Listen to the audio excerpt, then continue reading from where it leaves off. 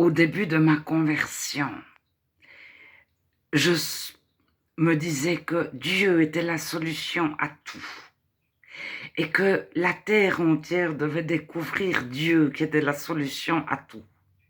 La vérité, le chemin, comme tous les nouveaux convertis, je voulais que tout le monde soit au bénéfice de tout ce que Dieu pouvait apporter. Au niveau sociétal, politique, façon de vivre, donc l'ethnologie, etc. Dieu, être chrétien, pour moi, c'était la réponse à tous les maux du monde. Maintenant, jusqu'à quel point je souhaitais sauver les personnes du jugement de Dieu.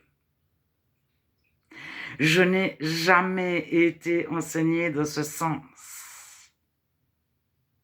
Et quand j'ai parlé à un de mes responsables de la crainte de Dieu, il m'a balayé le sujet d'un revers de la main. L'amour parfait bannit la crainte. Point. C'est la seule question que j'y ai posée et à laquelle il m'a répondu. Vu sa réponse tellement rapide.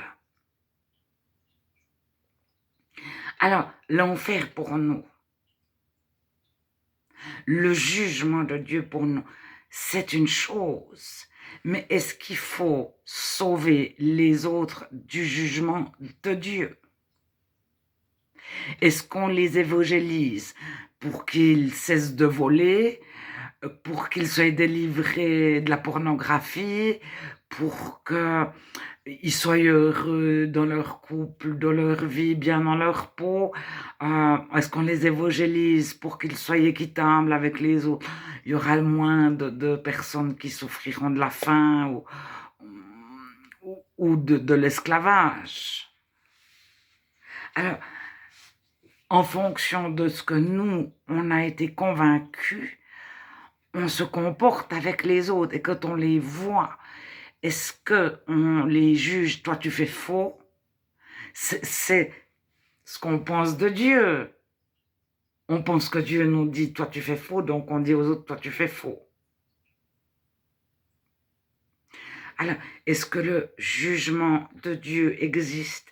Est-ce que Dieu juge le jour de notre mort selon nos actions?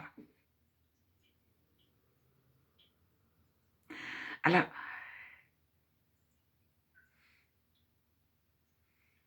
personne dans les églises de nos jours pense que Dieu juge. Le libéralisme, il a supprimé Dieu, l'enfer, le paradis, la vie. Après la vie, on verra bien de toute façon, etc. Dieu est amour, enfin l'amour est Dieu. Et à un moment donné, c'est ce genre de questions. Alors on peut chercher dans la Bible frénétiquement tous les versets, lire ça, mais se mettre à genoux devant Dieu dans notre cœur. Dieu, est-ce que tu vas me juger? Et on reçoit non, je ne vais pas te juger. Et on a comme ça tout ce qu'on a loupé de notre vie, tout ce qu'on a fait faux, tout ce qu'on a passé de mal qui remonte à la surface. Et Dieu efface, efface, efface, efface. Et on souhaite que les autres soient pardonnés.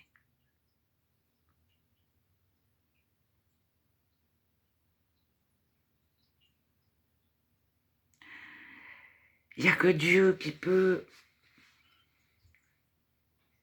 montrer à chacun quel est l'état de son cœur.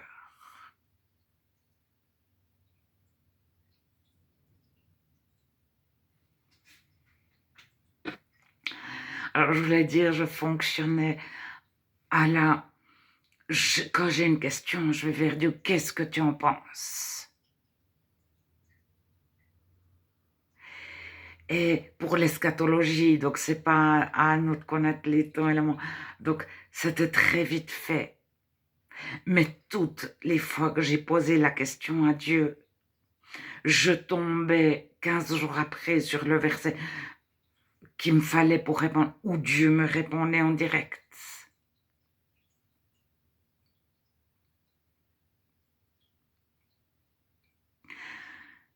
Je sais plus,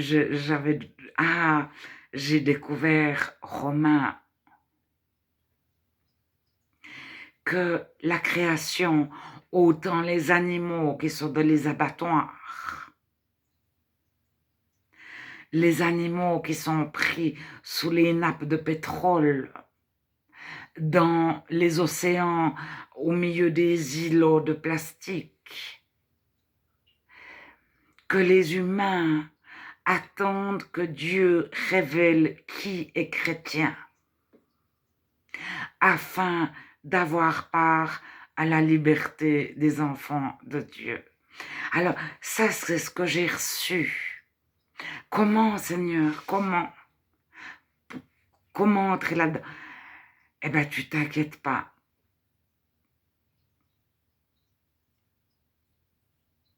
Ne dire que ce que Dieu nous demande de dire. Lui s'occupe de tout le reste. C'est ça, avoir la foi. Faire comme, mais Dieu, tu t'occupes de tout. De toute façon, réellement, de quoi je peux m'occuper?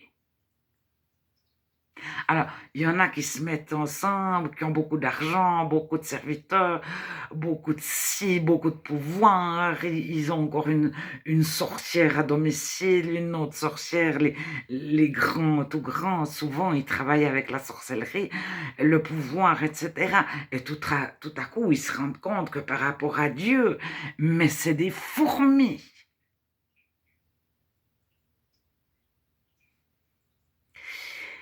Des fourmis aimées de Dieu.